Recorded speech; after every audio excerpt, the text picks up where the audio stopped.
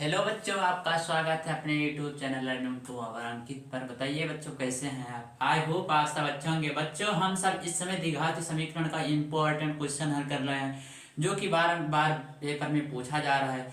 बच्चों, आज हम ये क्वेश्चन लेकर आए हैं। 4√3 x square plus 2x minus 2√3 गुणनखंड विधि से इसे आपको हल करना है। बच्चों, हमें इसे किस विधि से हल करना है? गुणनखंड विधि से। आइए बच्चों, हम देखते हैं इसे किस तरह हल करते हैं। बच्चों, आपको पहले देखना है कि जोड़कर कितना लाना है और घटाकर कितना लाना है। आपको अगर यहाँ पे कोई संख्या दी होती है, उसे यहाँ पर लास्ट वाली संख्या से आप गुणा करते हैं। यानी कि आपका 4 यहाँ पे ऐसे हो जाएगा, गुणे 2 हो जाएगा, क्योंकि 2 यहाँ पे √3 का गुणा अगर हम √3 से करते हैं तो अंडर रूट हट जाता है, यानी कि वहां पर अंडर रूट के स्थान हटकर 3 हो जाता है। यानी कि 4 दूनी 8 त्रिक 24। आपको गुणा कर कर कितना लाना है? तो आपको गुणा कर कर 24 लाना है। यहाँ पे आपको निशान देखना होगा। अगर यहाँ पे माइनस का निशान है तो आपको घटा कर लाना है, और अगर क्या नाम है प्लस का निशान है तो वहां पे जोड़ कर लाना है। यानी कि आपको क्या घटा कर लाना है और क्या जोड़ कर लाना है। यानी कि यहाँ निशान माइनस का है तो माइनस का घटा कर आपको 2 लाना है। अगर कोई किसी संख्या से गुणा कीजिए आप, जिससे गुणा करने पर आपका 24 हो जाए और जोड़ने पर 2 और घटाने पर 2 हो जाए। बच्चों, अगर हम 4 को 6 से मल्टीप्लाई करते हैं तो 24 हो जाता है। 24 हो जाता है। अगर हम 4 को 6 में ऐड करें तो क्या ये 6 को 4 में घटाएं तो क्या यह 2 होगा? हाँ बच्चों, ये तो सही है, यहाँ पे 2 होगा। लेकिन लेकिन लेकिन आपको एक चीज देखना, यहाँ पे घटाकर तो प्लस का माइनस का 2 लाना है, लेकिन आगे माइनस का निशान नहीं होना चाहिए, आगे प्लस का निशान होना चाहिए। यानी कि यहाँ पर अगर हम -6 को अगर माइनस में लेंगे तो यहाँ पर वैल्यू जो आएगी वो माइनस की आएगी। यहाँ पे आपको माइनस का नहीं लाना है, आपको प्लस का लाना है। यानी कि आपको क्या करना है? तो यहाँ पे 4 को 6 से मल्टीप्लाई नहीं करना, आपको 6 को 4 से मल्टीप्लाई करना है। यानी कि आपको 6 गुणे 4 करना है। 6 चौके 24 होगा आएगा। गुणा में इधर उधर हो सकता है, लेकिन घटाव में निशान आ जाता है। यहाँ पे आपको तो क्या करना होगा? यहाँ पर आपको 6 में 4 घटाना होगा। 6 में आप 4 घटाते हैं, यानी कि आपका 2 आंसर आता है। यानी कि यहाँ पे प्लस का 2 आ चुका है, क्योंकि अगर किसी संख्या के आगे कोई निशान नहीं होता तो वहां पे प्लस का निशान होता है। यहाँ पर आपका +2 आ चुका है, यहाँ पे भी +2 की हमें जरूरत है। यानी कि बच्चों, आप समझ चुके होंगे 6 का गुणा अगर हम 4 से करते हैं तो 24 होता है, और 6 को -4 से घटाते हैं तो हमारा 2 आंसर आता है। यानी कि हमें आप समझ में आ चुका कि हमारा फैक्टर कैसे बनेगा। बच्चों, आइए अब इस सवाल को हम हल करते हैं, क्योंकि आपको इतना तो समझ में आ ही गया होगा कि हमें क्या लाना है क्या नहीं लाना है।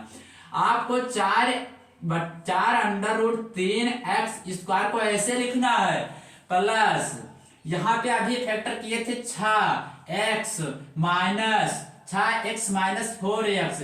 यानी कि आप इसे घटा देंगे तो आपका 2x प्राप्त हो जाएगा।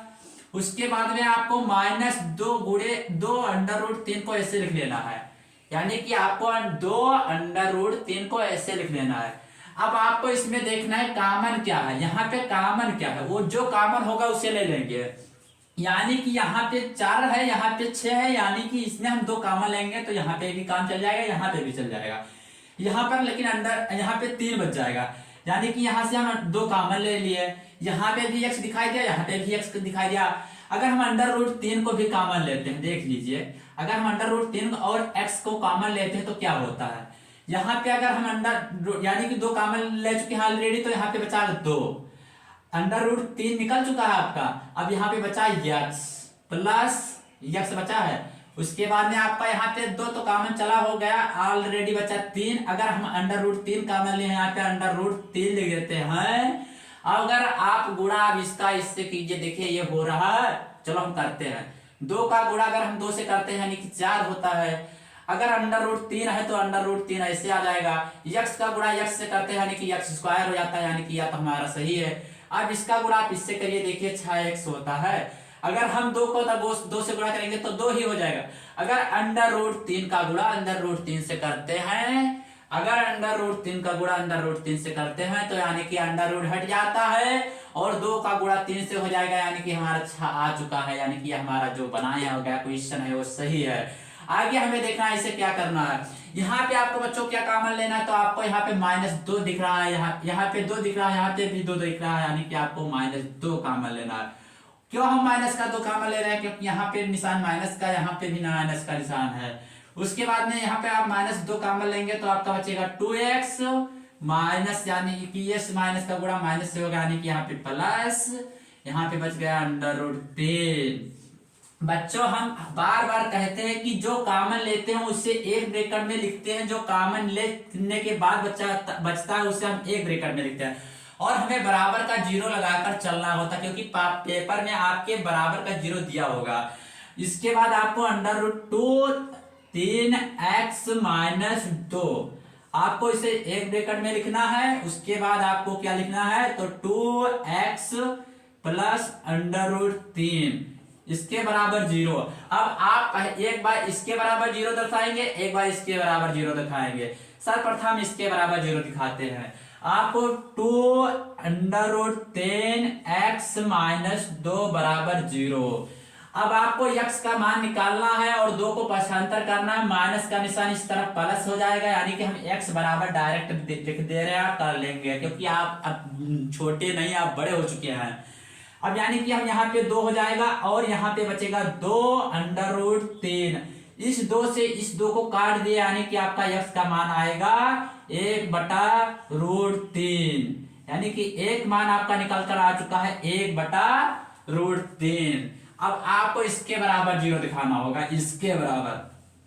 बच्चों हम इसके बराबर 0 दिखाते हैं, तो यहाँ पे लिखते हैं 2x प्लस √3 बराबर 0। 2x प्लस √3 बराबर 0। अभी तो हम कोई बदलाव किए नहीं है। अब देखना आपको, इसको यहाँ पे प्लस का निशान है, इस तरफ पक्षांतर करेंगे, यानी कि माइनस हो जाएगा। तो हम यहाँ पे लिखेंगे 2x बराबर -√3। 2x यानी कि यहाँ पे केवल माइनस का निशान चेंज हुआ और कोई चेंज नहीं होगा। सॉरी बच्चों। उसके बाद आपको क्या करना है, तो x का मान निकालना है। आपको x का मान निकालना है। अगर x जिसमें अचर पद दिया होगा, जो का मान निकालते हैं उसे हम सदैव नीचे लिखते हैं, यानी कि यहाँ पे आपका x का मान निकालना है, इससे 2 को नीचे लिखना है। यानी कि अब हम यहाँ पे लिखेंगे -√3/2। आपका बच्चों निकल कर आ चुका है आंसर x बराबर -√3/2, यानी कि एक मान आपका यह होगा 1/√3 और एक मान होगा -3√2। बच्चों हमारा वीडियो आपको कैसा लगा है? अगर आपको सब कुछ समझ में आता है तो वीडियो को जरूर लाइक कर देना है, क्योंकि लाइक करते हैं तो हमें वीडियो बनाने में भी अच्छा लगता है कि हाँ बच्चों को समझ में आ चुका है, आ रहा है। धन्यवाद बच्चों, आज के लिए इतना ही काफी है। अगले वीडियो में हम फिर मिलते हैं नए इंपॉर्टेंट क्वेश्चन के साथ।